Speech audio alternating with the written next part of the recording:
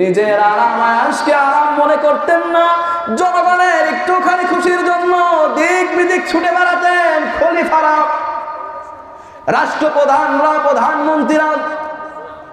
আর আমার দেশের প্রধানমন্ত্রীদের অবস্থা বলা লাগবে না, আপনারাই ভালো জানেন। এমন যদি হতো আমার দেশের শাসক হতো ওমরেরই মতো হতো, আবু বকরের মতো। এমন যদি হতো আমার দেশের শাসক হতো ওমরেরই মতো হতো, আবু বকরের মতো। প্রজার দুঃখে তাদের চোখে আসতো না রে ঘুম, দেশের ভিতর পড়ে যেত শান্তি সুখের ধুম। প্রজার দুঃখে তাদের চোখে আসতো না রে ঘুম, দেশের ভিতর পড়ে যেত শান্তি সুখের ধুম।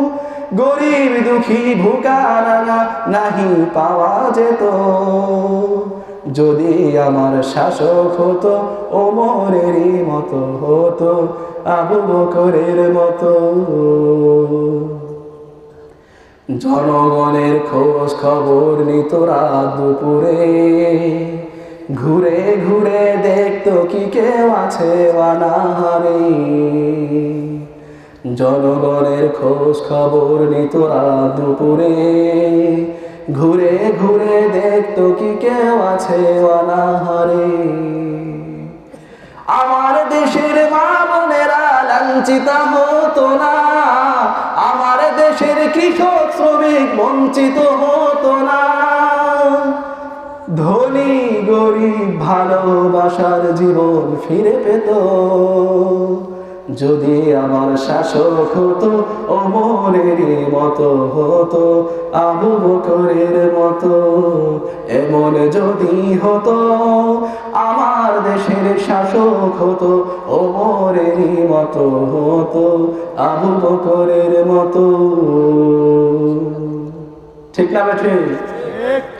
আমরা সকলেই আল্লাহর কাছে বেশি বেশি দোয়া করব, আল্লাহ যেন আমাদের মধ্যে এমন একজন সৎ লোক শাসক হিসাবে তৈরি করে দেন, যিনি জনগণের খোঁজ খবর নেবেন, দুঃখীদের মাঝে দাঁড়াবেন, সব সময় আল্লাহর বিধান অনুযায়ী আল্লাহর জমিনে কার্যকলাপ বাস্তবায়ন করার চেষ্টা করবেন।